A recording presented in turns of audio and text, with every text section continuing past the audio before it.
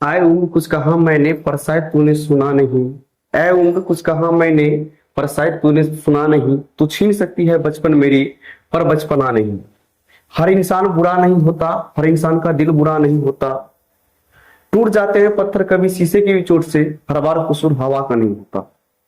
Hello students, कैसे हैं आप लोग? उम्मीद करते हैं कि आप लोग बहुत ही अच्छे होंगे, बहुत ही शानदार होंगे, बहुत ही मस्त होंगे और जोरों शोरों से एग्जाम का तैयारी कर रहे होंगे।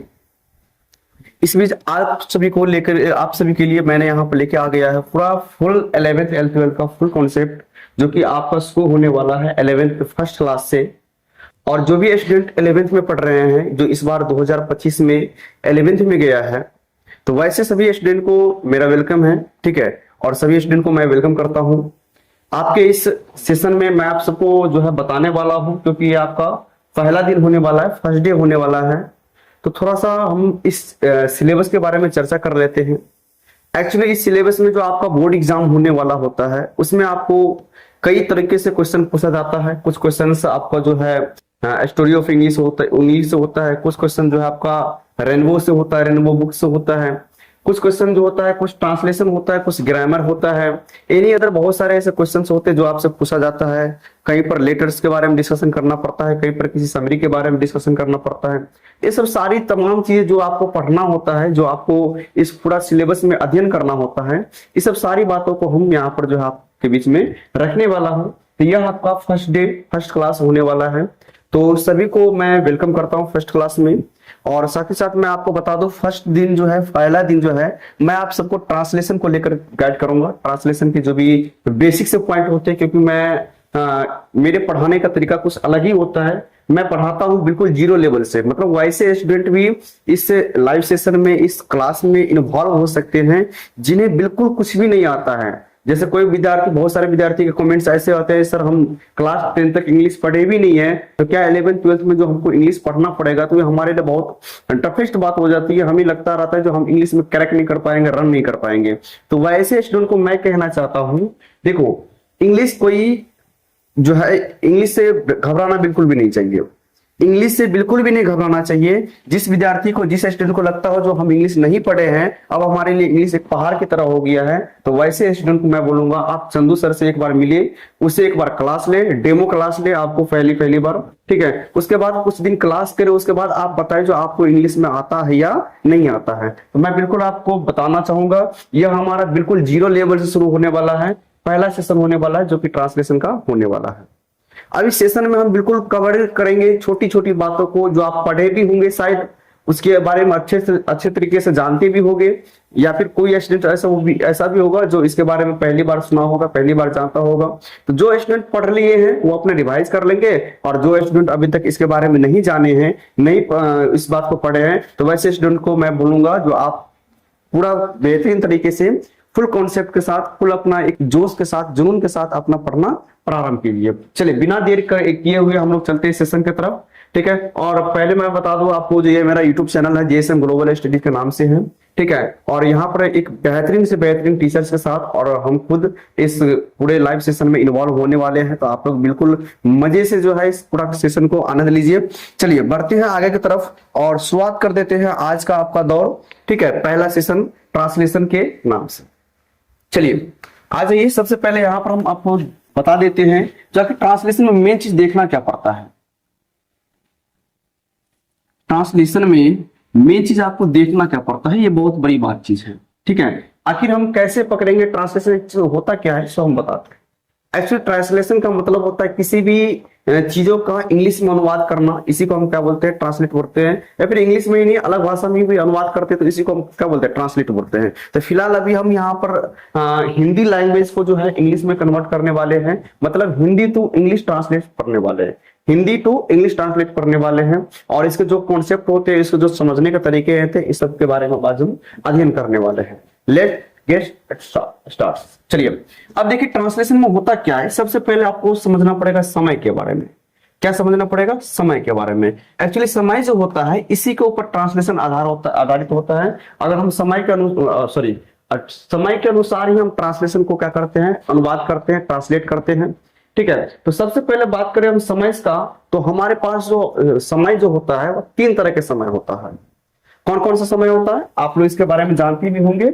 चलिए कमेंट कीजिए फटाफट। आप लोग जैसे ही लाइव सेशन में हम लोग आते हैं और कोई भी क्वेश्चन आपके सामने रखते हैं तो आपका पहला काम होता है इसको जवाब देना, ठीक है। और जल्दीबाजी में भी नहीं, बिल्कुल सोच समझ के जवाब देना है।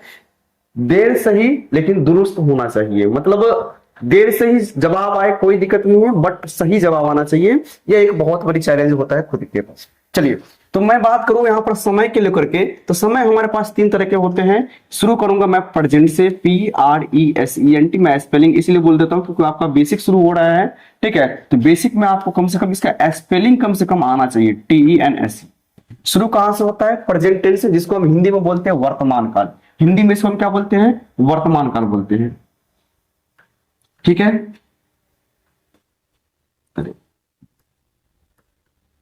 वर्तमान काल, ठीक है। सेकंड नंबर पे आता है पास्ट टेंस। क्या आता है मेरे पे स्टूडेंट्स? पास्ट टेंस, ठीक है। चलिए बहुत ही अच्छा। जिसका हिंदी अर्थ क्या होता है? भूतकाल। क्या होता है? भूतकाल।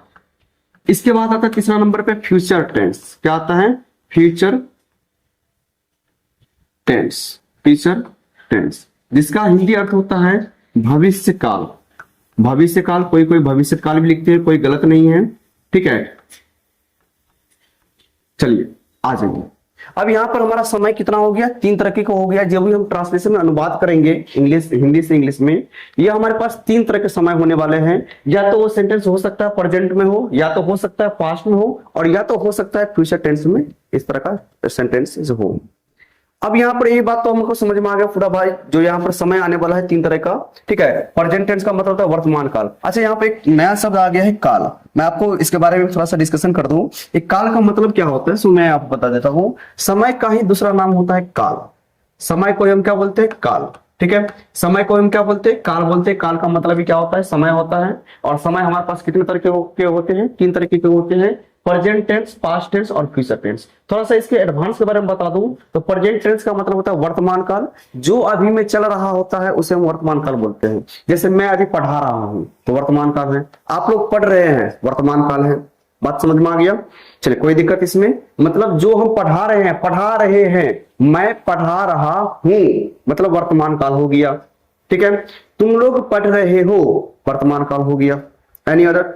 चलिए अब इसके बाद हम समझ लेते हैं पास्ट टेंस मतलब भूतकाल के बारे में। मतलब वैसे सेंटेंस जो हम पढ़ चुके थे, मतलब इससे पहले, जैसे मैंने कल आपको क्लास में पढ़ा दिया था, मैंने कल पढ़ा दिया था, ठीक है, या फिर मैंने इस चीज को पढ़ा दिया था, यह हमारा क्या हो जाता है? पास्ट टेंस कहलाता है, मतलब भूतकाल कहलाता है। जैसे मैं कल पढ़ा दिया था और आपने कल पढ़ लिए थे, यह सब किसके एग्जांपल्स होते हैं? पास्ट टेंस के एग्जांपल होते हैं। मतलब भूतकाल जो बीत गया होता है उसे हम क्या बोलते हैं? भूतकाल बोलते हैं, ठीक है। अब इसके बाद आ जाते हैं फ्यूचर टेंस के ऊपर। फ्यूचर टेंस का मतलब होता है भविष्य काल, मतलब आने वाले समय को हम भविष्य काल बोलते हैं, फ्यूचर टेंस बोलते हैं। जैसे न मैंने अभी पढ़ाया, न मैं पढ़ा रहा हूं, अब मैं पढ़ाने वाला हूं, अब मैं पढ़ाने वाला हूं। इसका मतलब यह हो गया जो मैंने आपको अभी तक इसके बारे में बताया नहीं है, बताने वाला हूं, मतलब आने वाले समय में बताने वाला हूं। अर्थात इसका मतलब यह हो गया जो अब जो हम पढ़ाएंगे, पढ़ाए नहीं है ना पढ़ाए थे, पढ़ाएंगे, तो वैसे सेंटेंस को हम बोलते हैं फ्यूचर टेंस, मतलब भविष्य काल। सिंपल सा भाषा में मैंने आपको समझाया, और सिंपल सा भाषा में समझिए, जो अभी चल रहा है प्रेजेंट टेंस, जो बीत गया सो पास्ट टेंस, और जो आने वाला है उसको हम क्या बोलेंगे? फ्यूचर टेंस, ठीक है। चलिए जैसे एक एग्जांपल लेकर चलते हैं। बचपन, आपका जो बचपन था वो पास्ट हो गया, बीत गया। अभी जो आपका चल रहा है यूथ अवस्था चल रहा है, ठीक है। तो यूथ अवस्था जो चल रहा है वो अभी प्रेजेंट में है, वर्तमान में है। और जो आपका आने वाला है बुढ़ापा अवस्था जिसको हम बोलते हैं, आने वाला समय जो होता है वो किस में आता है? फ्यूचर टेंस में होता है। थोड़ा सा मैं एक पॉइंट यहाँ पर ऐड करूंगा, इस पॉइंट के बारे में थोड़ा सा आपको समझिएगा, जानिएगा। देखिए एक्चुअली देखा क्या जाता है, जो प्रेजेंट टेंस जो होता है इसको हम इस तरीके से समझ सकते हैं, जिस वाक्य के अंत में है, हूं, है, हूं, हो इत्यादि लगा होता है उसे हम क्या कहते हैं? प्रेजेंट टेंस कहते हैं। मतलब जिस टेंस के लास्ट में है, हूं, हो लगा होता है उसे हम प्रेजेंट टेंस कहते हैं। और जिस टेंस के लास्ट में था, थे, थी लगा होता है, क्या लगा होता है? था, थे, थी लगा होता है। इसके अलावा और भी बहुत सारे आते हैं, आ, ई, ए ऐसे आते हैं, ठीक है, फिलहाल शॉर्ट में हम बता रहे हैं, थाते थी लगा होता है, तो वैसे सभी अनुवाद जो होते हैं किस में कहलाते हैं, पास्ट टेंस कहलाते हैं, मतलब भूतकाल कहलाते हैं। और आपको जो भविष्य काल के बारे में मैं बता दूं, इसमें आपको आ जाता है गा गे गी। क्या आ जाता है? गा गे गी, मतलब गागेगी जिसमें लगा रहेगा ना उसको हम क्या समझेंगे, जो एक किसमें है, फ्यूचर टेंस में, मतलब भविष्य काल में है। इतना बात आपको समझ में आ गया? चलिए आप लोग एक बार फटाफट इसका स्क्रीनशॉट लीजिए, फिर हम लोग इसके आगे का टॉपिक को डिस्कशन करते हैं। चलिए टेक स्क्रीनशॉट। Very good. अब हम जब भी आपको पूरा पढ़ाने के बाद जैसे ही हम बोर्ड से साइड हो जाते हैं, इसका मतलब आप लोग समझ लीजिएगा जो सर जी बोल रहे हैं स्क्रीनशॉट लेने के लिए। बार बार हम स्क्रीनशॉट नहीं बोलेंगे, जैसे जैसे भी पढ़ा दी समझा दी, पूरा टॉपिक को समझा दिए, अब हम थोड़ा सा यहाँ साइड हो जाएंगे। ठीक है, तो इसका मतलब आप लोग समझ लीजिएगा जो भाई सर बोले हैं इसका स्क्रीनशॉट लेने के लिए।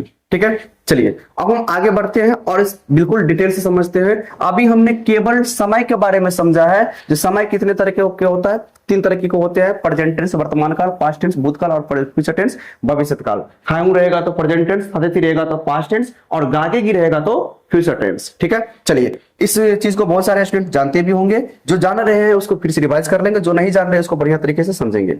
अब यहां पर आता है जो आखिर शुरुआत कहां से करें। सर आपने तो समय के बारे में बता दिया, 3 तरह के समय होता है, आखिर शुरुआत होते कहां से है।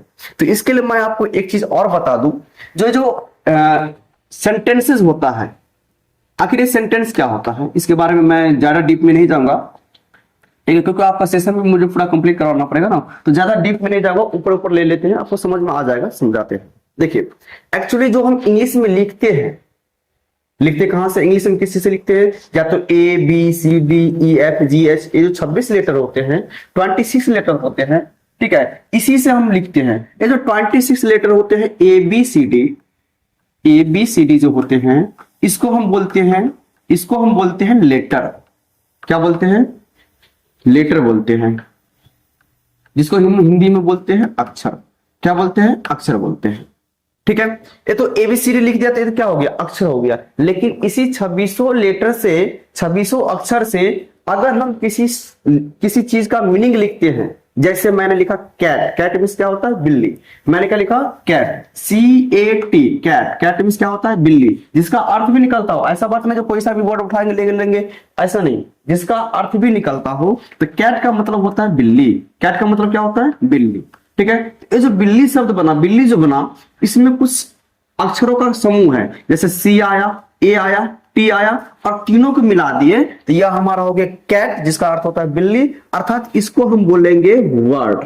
क्या बोलेंगे? वर्ड, WORD, वर्ड, जिसको हम हिंदी में बोलते हैं शब्द बोलते हैं। इसको हिंदी में क्या बोलते हैं? शब्द बोलते हैं।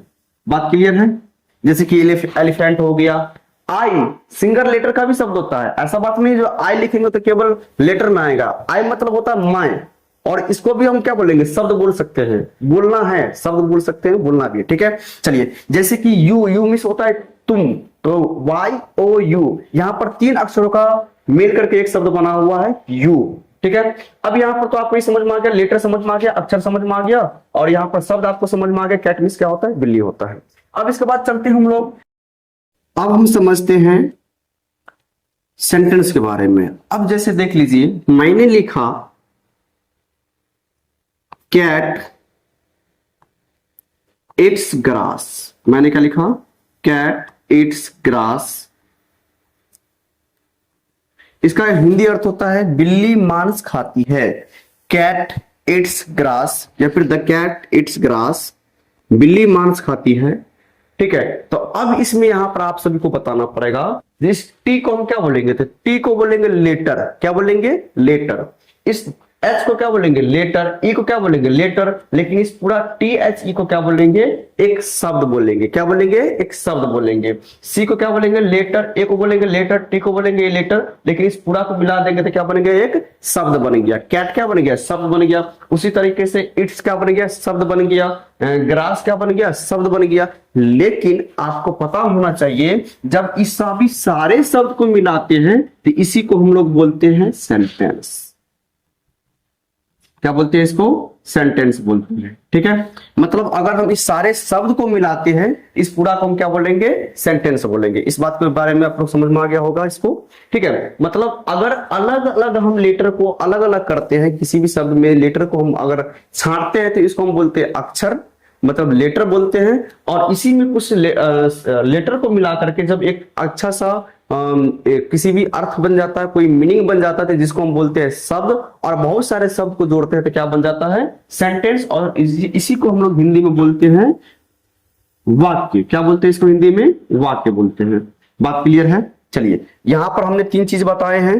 पहला चीज यह बताए हैं जो लेटर क्या होता है, फिर इसके बाद मैंने बताया जो शब्द क्या होता है, फिर मैंने बताया सेंटेंस क्या होता है। और पूरा ट्रांसलेट में हम सेंटेंस के बारे में जिक्र करेंगे। तो जब कभी भी हम सेंटेंस के बारे में पढ़ेंगे या फिर हम सेंटेंस बोलेंगे, आपके मन में ऐसा ख्याल आ जाना चाहिए, एक कंप्लीट ऐसा सेंटेंस जिसका एक अर्थ निकलता हो, जिसका एक जो है अर्थ निकलता हो। ठीक है, उसी को हम क्या बोलेंगे, सेंटेंस बोलेंगे, है ना। और सेंटेंस जो कभी खत्म होता है तो वह एक विशेष चिन्ह के साथ खत्म होता है, या तो फुल स्टॉप लगेगा, या तो क्वेश्चन मार्क लगेगा, या तो एक्सक्लेमेशन मार्क लगेगा, एनी अदर जो भी इसमें जिस तरह का सेंटेंस होगा उस तरीके से इसमें मार्क लगेगा। बात क्लियर है? यहां तक बात समझ में आ गई सबको? चलिए, तो कोई भी सेंटेंस में आखिर जो ट्रांसलेशन में जो हम सेंटेंस लेते हैं, ठीक है, सेंटेंस लेते हैं, ये 2 तरीके का होता है। पहला तरीका तो आपका ये होता है जो इसमें या तो वर्ब होता है, क्या होता है, वर्ब होता है, जिसको हम क्रिया बोलते हैं, या फिर क्रिया बोल लीजिए चाहे काम बोल लीजिए। ठीक है, और एक ऐसा सेंटेंस होता है जिसमें नॉन वर्ब होता है। इसमें कहने का मतलब इसमें क्रिया नहीं होता है, इसमें क्रिया नहीं होता है, क्रिया मतलब काम नहीं होता है। चलिए फिर से एक बार समझा देते हैं आप सभी को। जैसे मैंने यहां पर बोला सेंटेंस से कहते हैं तो एक कंप्लीट ऐसा शब्दों का समूह जिसका एक अर्थ निकलता हो, उसी को हम क्या बोलते हैं, सेंटेंस बोलते हैं। ठीक है, अब इस सेंटेंस जो होता है आपको ट्रांसलेशन को लेकर के, अब हम केवल अभी जो पढ़ा रहे हैं कोई ग्रामर का कॉन्सेप्ट कुछ भी नहीं लेंगे, डायरेक्ट हम ट्रांसलेट का कॉन्सेप्ट लेंगे, वो भी अपना कॉन्सेप्ट, खुद का बनाया गया कॉन्सेप्ट, ताकि आपको विशेष रूप से बढ़िया तरीके से समझ में आ जाए। ठीक है, तो सेंटेंस का मतलब, सेंटेंस जो कभी भी हम पढ़ेंगे ट्रांसलेट में सेंटेंस, तो वो हमारे 2 तरीके का सेंटेंस होगा। एक तो ऐसे सेंटेंस होगा जिसमें वर्ब होगा, जिसमें क्या होगा, वर्ब होगा। इसका मतलब यह हो गया ऐसा सेंटेंस जिसमें क्या होगा, वर्ब मतलब क्रिया होगा। अब एग्जाम्पल के तौर पर, जैसे मैं अभी पढ़ा रहा हूं, मैं अभी पढ़ा रहा हूं, तो मैं अभी पढ़ा रहा हूं, तो मैं एक काम कर रहा हूं, मैं एक काम कर रहा हूं, कोई डूइंग एक्शन यहां पर हो रहा है, पढ़ाने का एक काम हो रहा है, पढ़ाने का। जैसे श्याम खेल रहा है, यहां पर एक वर्क हो रहा है खेलने का, एक काम हो रहा है खेलने का। जैसे वे लोग स्कूल जाते हैं तो वहां पर एक काम हो रहा है, किस चीज का, जाने का काम हो रहा है। क्या हो रहा है, जाने का काम हो रहा है। तो इसमें यहां पर वर्ब देखने को मिलते हैं, लेकिन ऐसे बहुत से सारे ऐसे भी सेंटेंस होते हैं जो नॉन वर्ब होते हैं, मतलब जिसमें वर्ब नहीं होते हैं। जैसे एग्जाम्पल के तौर पर मैंने कहा राम गरीब लड़का है, मैंने क्या कहा, राम गरीब लड़का है। इस बात पर थोड़ा ध्यान दीजिएगा, मैंने क्या कहा, राम गरीब लड़का है। तो इस सेंटेंस से यह पता चलता है जो मैंने किसी के बारे में चर्चा किया है, मैंने किसी की विशेषता के बारे में बताया है, या फिर मैंने किसी को जो है डिनोट किया है, जो किसी को जो है दर्शाए हैं।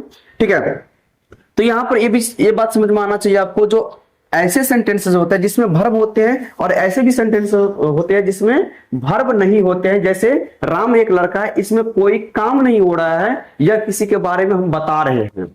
जैसे वे लोग ईमानदार है, वे लोग ईमानदार है, हम लोगों के पास एक कलम है, हम लोगों के पास एक कलम है। वैसे सेंटेंस में क्या होता है, इसमें कोई वर्ब नहीं होता है। ठीक है, यहां तक अभी हम सेंटेंस के बारे में बताए तो सेंटेंस 2 तरीके का आ जाता है। एक तो ऐसे सेंटेंस होता है जिसमें वर्ब होता है, और एक ऐसे सेंटेंस होता है जिसमें वर्ब नहीं होता है। बात क्लियर है? चलिए, तो यहां पर समझ में आ गया आपको। अब हम आगे बताते हैं जो सेंटेंस यहां पर जिसमें वर्ब होता है, जिसमें वर्ब होता है या कहीं ना कहीं टेंस के रूप में आते हैं। अब टेंस क्या हो जाता है, टेंस एक अलग से टॉपिक हो जाता है जो बहुत समझिए ट्रांसलेट का एक रीढ़ की हड्डी होती है। जैसे हमारे शरीर का मेन पॉइंट रीढ़ की हड्डी होती है ना, जो जिससे हम खड़े हैं अभी, है ना, मेन पार्ट होता है हमारा। इसी तरीके से ट्रांसलेट का एक मेन पार्ट होता है टेंस। क्या होता है, टेंस। और टेंस में बहुत तरीके के विभिन्न विभिन्न प्रकार के सेंटेंसेस हमको पढ़ने पड़ते हैं। ठीक है, बहुत सारे ऐसे सेंटेंस होते हैं जो कि हमें टेंस में पढ़ने पड़ते हैं। तो वैसे सीधा सीधा मैं बताऊं, जो जिस सेंटेंस में वर्ब होता है लगभग लगभग वह टेंस से लिया रहता है। किससे लिया रहता है, टेंस से लिया रहता है। हालांकि मैं यहाँ पर अभी टेंस शुरू नहीं करने वाला हूं, क्योंकि इससे पहले आपको बेसिक सी बातें बताना है, इसलिए मैं पहले बेसिक सी बातें बताऊंगा, फिर इसके बाद हम टेंस के ऊपर चलेंगे और टेंस बहुत बेहतरीन तरीके से समझाएंगे। टेंस एक ऐसा पार्ट हो जाता है, जैसे मैं एग्जांपल के लिए छोटा सा एग्जांपल ले लेता हूं, जिसमें आपको एक ट्रांसलेशन देंगे ना, मतलब एक ट्रांसलेट, जैसे राम आम खाता है, तो एक ट्रांसलेट का जो अगर हम आपको अनुवाद दिखाएंगे तो आपको 1 से 72 ट्रांसलेशन हो जाएगा। 1 into 72। जैसे मान लीजिए अगर हमको आज होमवर्क देना बहुत जल्दी में है, कोई काम याद आ गया, ठीक है, अगर आपको हमको होमवर्क देना है, तो अगर आपका जो है टेंस कंप्लीट है, तो मैं आपको 1 सेकंड में आपको भर दिन का जो है 1-2 घंटा का होमवर्क दे सकता हूं। 1 सेकंड में मैंने बोलते राम आम खाता बना के लिखा 1 into 72। मैंने क्या कह दिया, मैंने कह दिया छुट्टी जाते समय क्लास बंद करते समय, जो चलो भाई तुमको आज होमवर्क देते हैं राम आम खाता, इसको 1 को 72 तरीके से, मतलब 72 तरीके से आपको बना के लेके आना है। आपका होमवर्क यही मैंने कहा 1 सेकंड में, आपको 1 घंटा 1.5 घंटा का समय लगेगा उसको बनाने में। तो ये होता है टेंस। टेंस बहुत बड़ी जरूरत होता है ट्रांसलेशन का, ठीक है, इसके बारे में हम चर्चा करेंगे और बेहतरीन तरीके से समझेंगे इसके बारे में, कोई डाउट्स नहीं होने वाला है यहाँ पर। तो मोटा मोटी अभी हम यहाँ पर बात क्या समझे हैं, बात यहाँ पर शब्द के बारे में समझेंगे, लेटर के बारे में समझे, सेंटेंस के बारे में समझे। और सेंटेंस हमारा 2 तरीके का होता है, एक ऐसे सेंटेंस होता है जिसमें वर्ब होता है और एक ऐसे सेंटेंस होता है जिसमें वर्ब नहीं होता है। बात क्लियर है? चलिए अब यहाँ पर वर्ब होते हैं नहीं होते हैं, इसको एक थोड़ा सा एक्सप्लेन करें, तो बिल्कुल एक्सप्लेन करेंगे हम। तो देखिए यहाँ पर जिसमें नन वर्ब होते हैं, मतलब जिसमें वर्ब नहीं होते हैं, ठीक है, तो वैसे सेंटेंस को हम एक विशेष नाम दे देते हैं। ठीक है, जैसे कि use of is am are, use of is am are, ठीक है। इसी में ले लेते हैं use of was were, use of was were, was were. इसी में ले लेते हैं आपका use of shall be will be, use of shall be will be. इसी में ले लेते हैं आपका use of has have, use of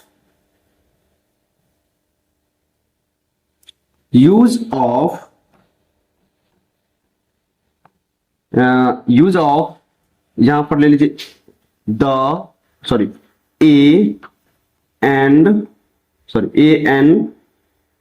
और द का यूज, ठीक है। इसी में आप ले लीजिए use of this, that, this and those. ETC और भी बहुत सारे ऐसे हैं जिसमें जो है हम एक विशेष नाम दे देते हैं। जैसे यहां पर नाम दे दिए क्या, यूज ऑफ इजएमआर, है ना।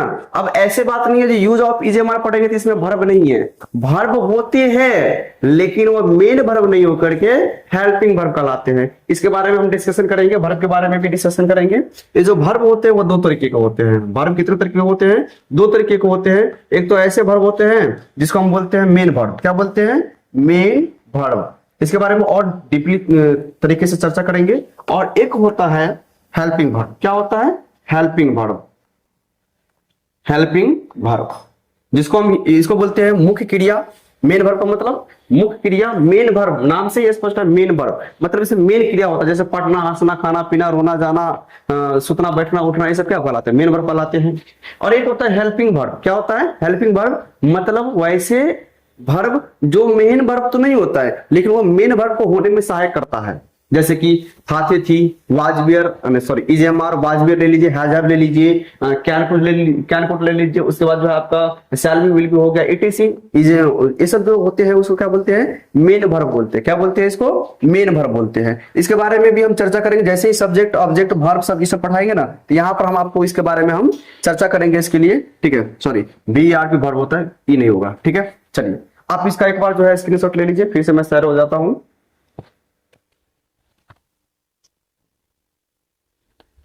ले लीजिए इसका स्क्रीनशॉट।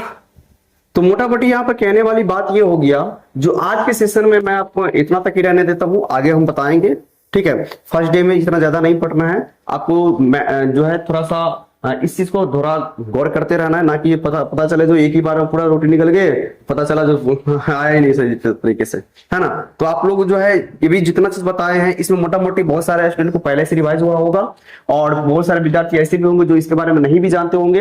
ये सब छोटी मोटी चीजें था जिसके बारे में मैंने अभी डिस्कशन किया है। कल जो है आपका ट्रांसलेट का मूल चीज, जैसे सब्जेक्ट क्या होता है ना, ऑब्जेक्ट क्या होता है, वर्ब क्या होता है, उसके बाद आपका अदर वर्ड पढ़ाएंगे, सो क्या होता है, हेल्पिंग वर्ब क्या होता है, मेन वर्ब क्या होता है, इसके बाद डबल एच वर्ड क्या होता है, इंट्रोगेटिव वर्ड क्या होता है, निगेटिव चीज क्या होता है, इस सब सारे चीज के बारे में हम डिस्कशन करेंगे, ठीक है। आज की क्लास में सिर्फ इतना डिस्कशन हुआ है। मैं यहाँ पर देख लेता हूँ आज की क्लास में क्या डिस्कशन किए हैं। तो आज की क्लास में हमने डिस्कशन किए हैं जो समय के बारे में, टेंस के बारे में, काल के बारे में, ठीक है। उसके बाद मैंने डिस्कशन किया है लेटर, वर्ड और सेंटेंस के बारे में। इसके बाद मैंने डिस्कशन किया है जो वर्ब के बारे में, मतलब वर्ब में और नॉन वर्ब में। अच्छा एक बात साथ ही साथ एक बात और बता देते हैं, ठीक है, एक बात और साथ ही साथ बता देते हैं। ये तो आपका हो गया नॉन वर्ब, और देखिए अब वर्ब में क्या क्या आ जाते हैं। तो वर्ब में कंप्लीट आपका टेंस आ जाता है, ठीक है।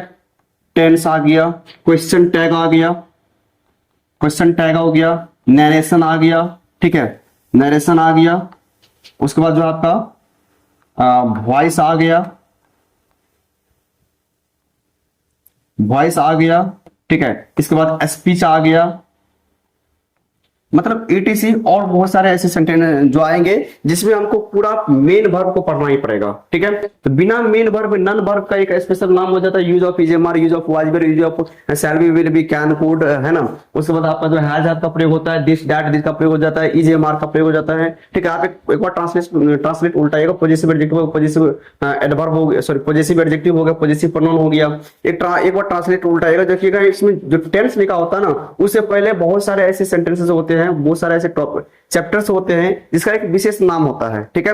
उसी विशेष नाम को हम क्या बोलते हैं, वैसे विशेष नाम में जो है हम नॉन वर्ब को पढ़ते हैं जिसमें वर्ब नहीं होता है, वर्ब इसमें इंक्लूड नहीं रहता है, ठीक है, सम्मिलित नहीं रहता है इसमें, जो ठीक है, इसमें केवल हेल्पिंग वर्ब रहता है, मेन वर्ब नहीं रहता है। और मेन वर्ब कहां पर पढ़ेंगे हम, मेन वर्ब वाला टॉपिक कहां पढ़ेंगे, तो हमारा टेंस जब शुरुआत करेंगे तो टेंस की शुरुआत से ही हमारा पूरा टेंस में आपको वर्ब का चर्चा होना ही होना है।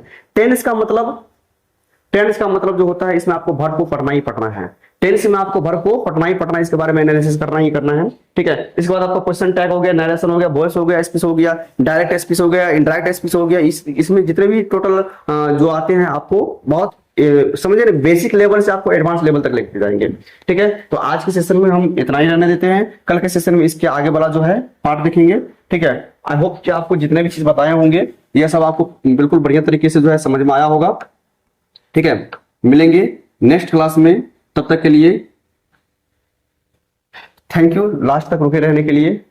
Okay bye, have a nice day.